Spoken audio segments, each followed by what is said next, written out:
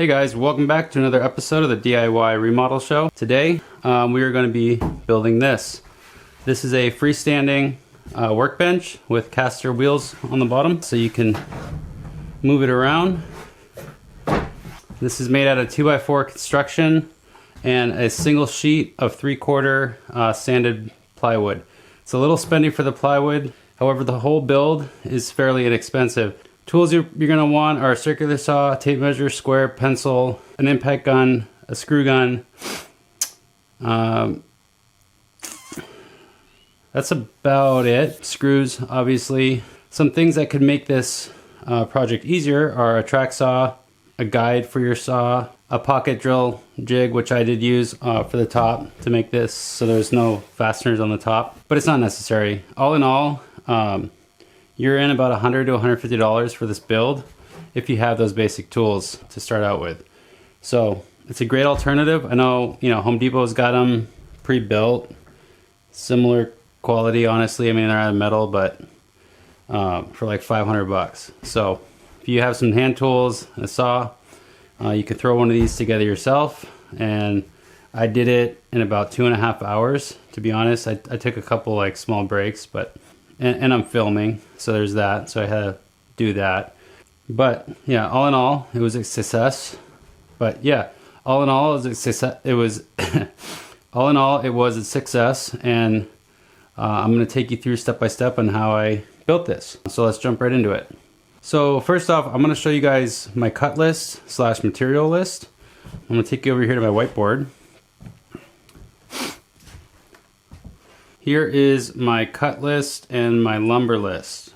Now my wife was kindly enough to write this for me. My handwriting is terrible. Like, all you need is 7 2x4s and a sheet of plywood and screws. And glue if you want to go extra.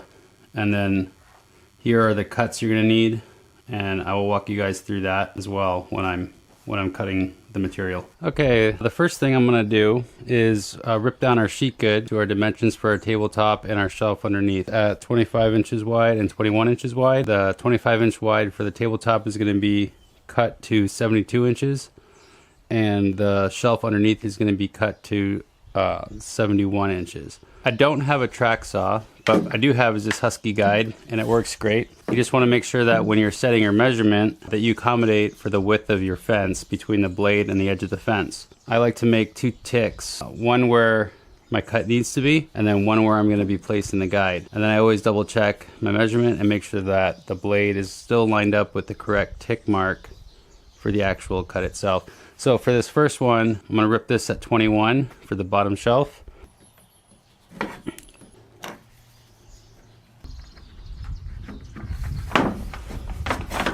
Okay, I'm going to set my blade depth to just over 3/4 of an inch. There's no need to be ripping this at full depth. Okay, now we're just going to double check. And yeah, this plywood's $75 a sheet, so you only want to cut it once. It's important if you're going to stop a cut halfway through that you bring your saw backwards, restart your saw, and then continue your cut.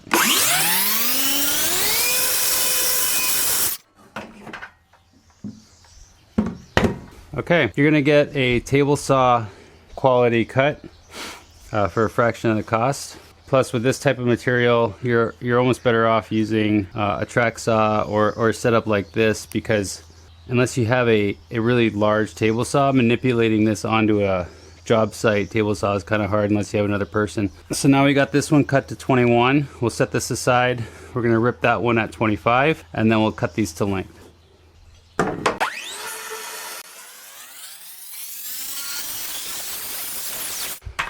So the one thing I will say about this track, it's a Husky track, is that when you tighten it down, it does kind of want to bow the sheet good a little bit. So make sure that your fence doesn't slip underneath it if you're using it, because that could really throw off your cut. Okay, now we're going to break down our guide.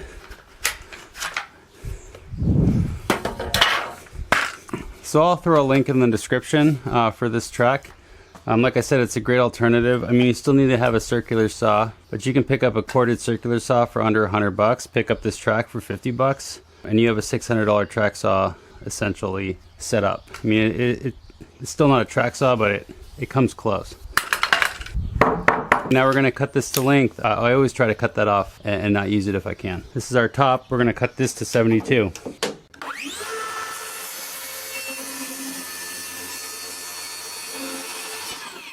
Okay, next we're going to take our piece that we cut at 21, that we ripped at 21, and we're gonna cut this down to 71.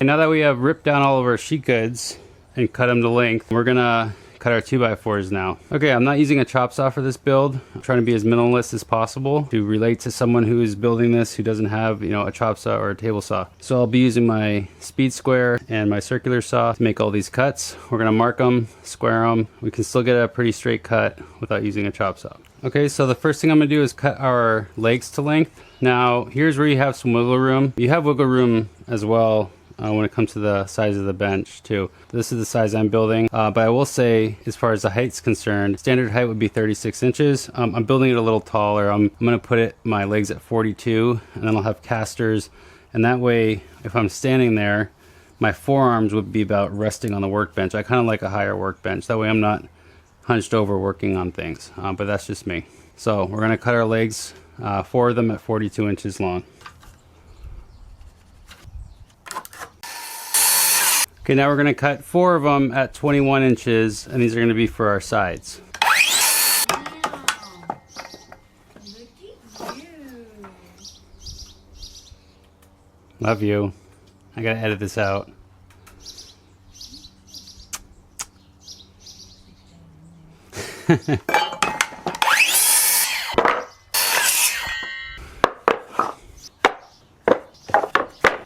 Okay, now I'm gonna cut our front and back sides. Front and back sides, oh, that sounds funny. So this is gonna be our front and back side pieces of the bench. I don't know why that sounds so funny. Okay, we're gonna do 4 of them at 68 inches.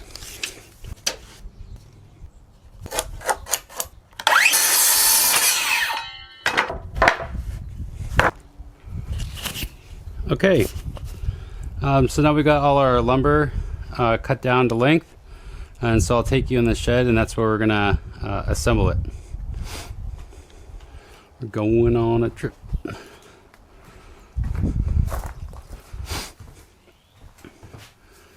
Okay,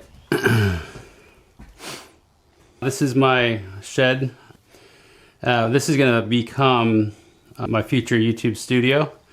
This is where I'll film at-home videos, topics I want to talk about, things I want to go over, maybe some intro and outro to jobs, and just to get better at talking to the camera in general. So part of this build out for this bench is also the build out of the studio. I want to show you guys how to do this DIY bench, and it'll be a twofold, and it'll also be taking you guys on the journey of me building my home studio. We're going to jump into the next process, and I will show you step by step how to put this together. You really only need construction screws for this. I'm going to be using some pocket screws to fasten the top and the bottom shelves to the framework. You don't have to do this. You can screw in from the top, but I think gluing the top and the bottom shelf down and then using some pocket screws on the inside to hide the fasteners is just going to give us a cleaner finish on top to work on. And I'm all about that, and it's not that much extra work if you have the means, and you don't even need a pocket jig, honestly. It makes it easier, but you could toe screw it and glue it and it'd be just fine. Okay guys, so the first step is we're going to build our frame for the top of the bench. Save the knees.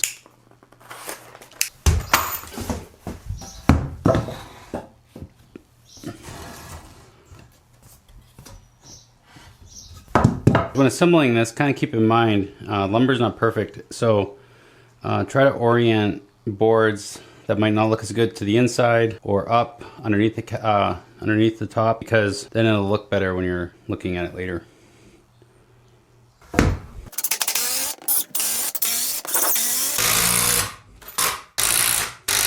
So there's our frame for the top.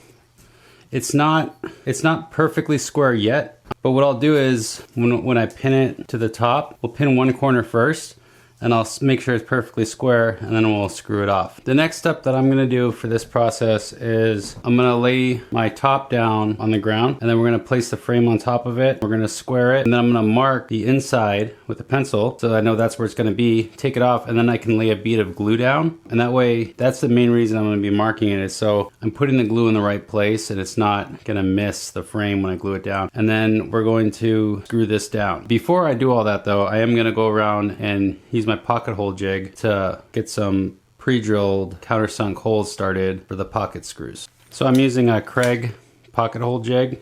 Comes with a clamp, the pocket hole jig itself, and this bit. And we're just gonna screw it off. Doesn't need to be anything crazy.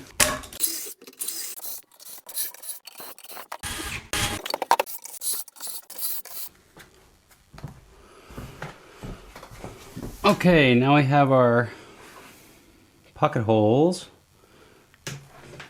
I just kind of eyeballed it as far as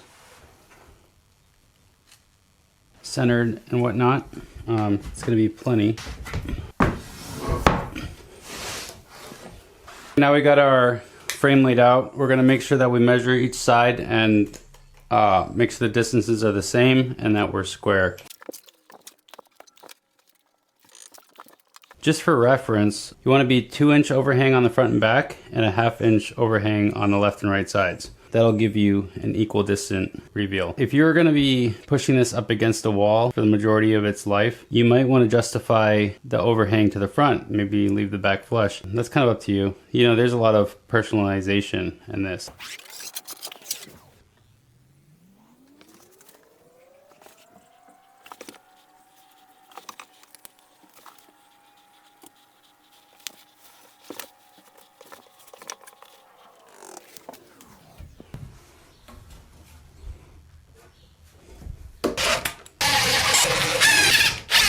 So the next thing we're going to do, now that we got the top and the frame assembled, is we're going to assemble the bottom shelf / support frame.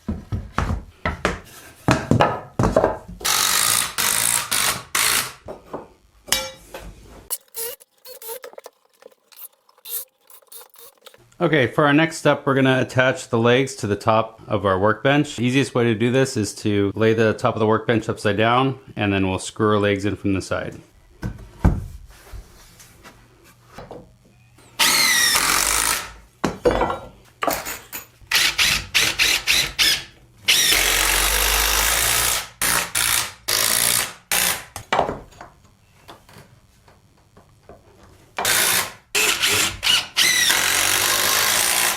Okay, next we're going to flip the workbench over. We're going to measure 6 inches up from the bottom of the feet. This can actually change a little bit for personal preference, but we're going to go 6 inches up from the bottom of the feet, and that's where we're going to screw in the bottom frame for our bottom shelf.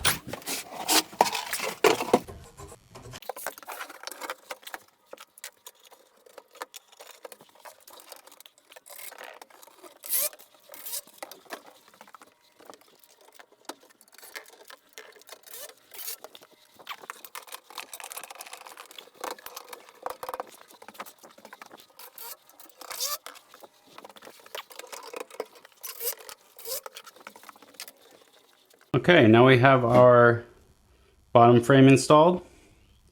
We have our top installed. And next we're going to install our bottom shelf.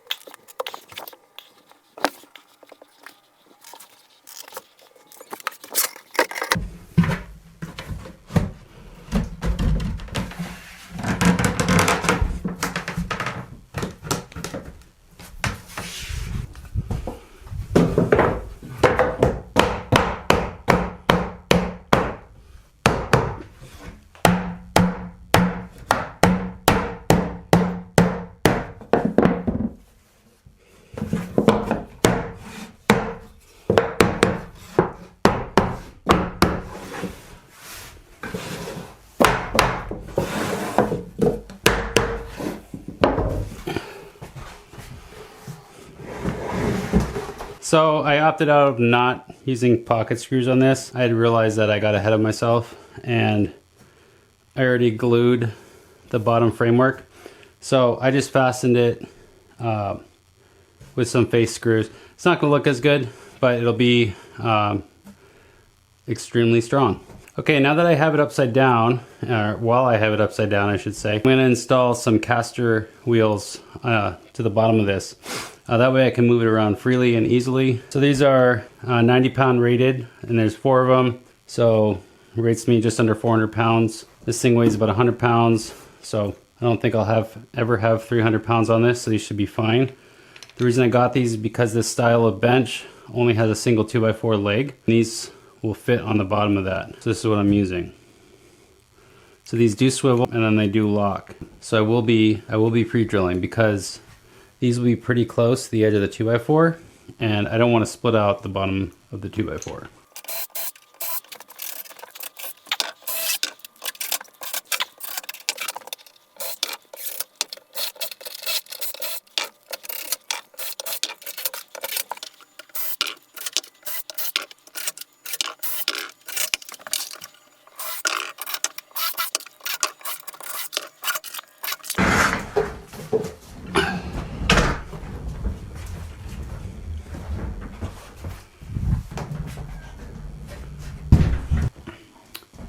Alright you guys, well thank you for watching. I thought that went fairly smoothly. A couple takeaways I do want to note is I didn't do the pocket holes on the bottom, partially my laziness, honestly. I could have, but I got ahead of myself and I just didn't want to deal with it. I'm tired, Sunday night. But we did get the pocket holes on the top. Another thing is we did glue and screw it down. You don't have to glue it. I guess if you're ever going to repurpose this lumber, you maybe don't want to glue it, but I'm all about making things as strong as possible. Another thing I want to mention is that I made this fairly tall. As you can see, I'm almost 6 feet with my shoes on, and it's up to here. So this is definitely taller than standard height. Standard height is 36 inches. The reason I made it so tall is I don't like bending over when I work. I like things up higher. So, you know, we're gonna roll this out of the way. You know, if I'm working on a project, I can be up here and work on it. I'm not doing any heavy duty mechanic work in here. If anything, I might be fixing one of my kids' toys, or, you know, I don't know, putting something together, or making YouTube videos. So this is also gonna be my new studio. But yeah, I like it up here. This is a good height for me. Some people might want it shorter. So as I show in the video, if you want, you know, your legs, you can make the legs whatever height you want. I chose to make it taller, but that's on me.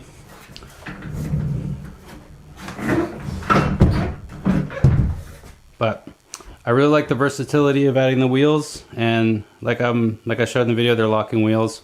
So, you know, if we don't want it to roll around, you can lock it in place. Yeah, I think that about wraps it up. I can't really think about anything else that might pertain to this that'd be useful. I thought I covered most of it in the video. But yeah, if you guys found this video helpful or useful, and you know, maybe this got you out there to build your own workbench, leave a comment. Yeah, hit that subscribe button and like the video. It goes a long way in helping my channel grow. And moving forward, I'll be doing some more videos here in the studio. I got a pegboard I'm gonna be hanging up here. I'm gonna be shooting some video out here, you know, maybe talking about topics, you know, that have to do with what I do for work that you guys might find interesting. Or if I, you know, want to have some intros or outros to projects that I'm working on, or if I'm trying to show the mechanical side of something and I want to, you know, really get up close and get detailed. Sometimes when I'm out in the field, you know, we're charging these customers money, and you know, I can't always take time to set my camera up and set the lights up and do multiple takes of something. So usually everything is, you know, one take and we're going, and you know, I'm not trying to really waste time filming. You know, I'm trying to, I mean, I edit it, but it's pretty raw and uncut. So I think one benefit to setting up a studio and doing all this is that, you know, if there's topics or things that I want to talk about or stuff I want to show you guys and show more in depth and more detailed to really explain things in a way that'll help you better understand them, then I think this is a great outlet for that. You know, on the job and off the job, I think there's a lot to learn on both sides.